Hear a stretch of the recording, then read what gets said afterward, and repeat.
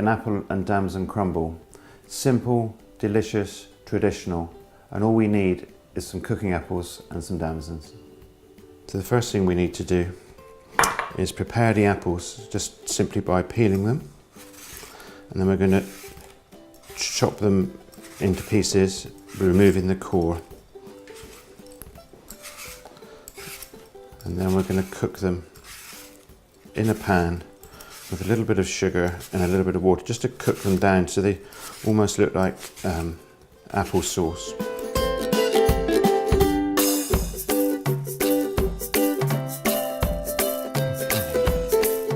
I'm just going to cut them into quarters.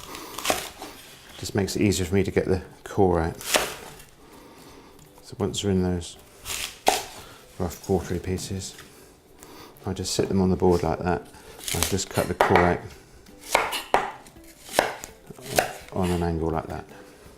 So now I'm just going to cut these into small slices, and it'll just enable them to cook fairly quickly.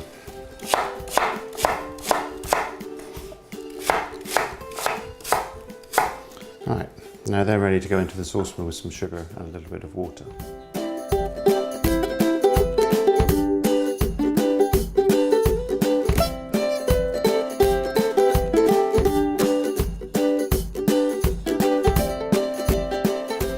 Okay, so now that the apples are cooking, what we need to do is prepare the damsons. A small plum, and they have a small stone in the middle.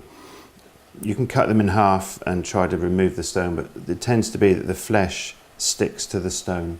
So it's just as easy just to squash it. They're going to break up when we cook them anyway. Just use your fingers and squash the damson and get the stone out that way. I'm not actually going to cook the damsons, just going to mix them in with the cooked apple, because they're already quite soft. It'd be quite nice to have some obvious sort of chunks of damson in the crumble as well. So right, that's all the damsons prepared, and I can see now the apple's cooked. We're going to bring the apple over and just mix the damsons through it, and then that'll be ready to put in our little pots, and then I'll show you how we make the crumble topping.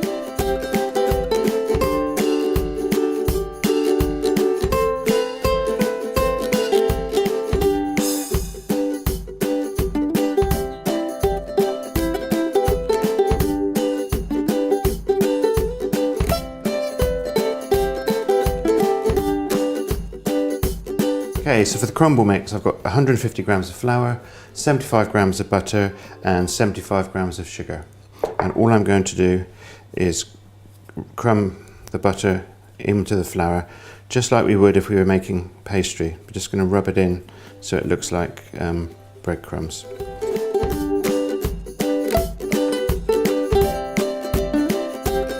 Okay, so that's the crummy texture we're looking for. Just mixed in like that. And we simply pour the sugar in, mix it through, and that's our crumble top ready to go.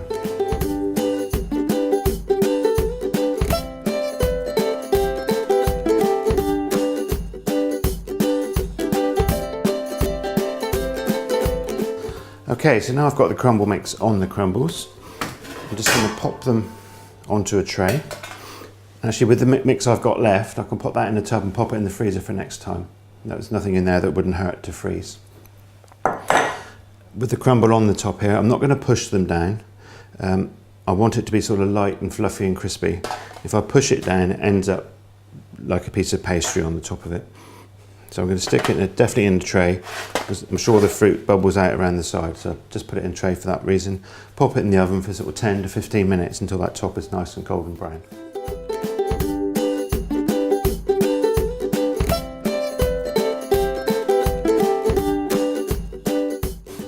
Have a look in the oven. Oh yes, there we are. Lovely light brown on top, with some of that fruit juice bubbling out the outside, just as we promised. So be careful, they are very, very hot. Simply going to lift one out onto a plate just to make it easier to handle. And I'm just going to pop a teaspoon on the plate, and there's the apple and damson crumble ready to go.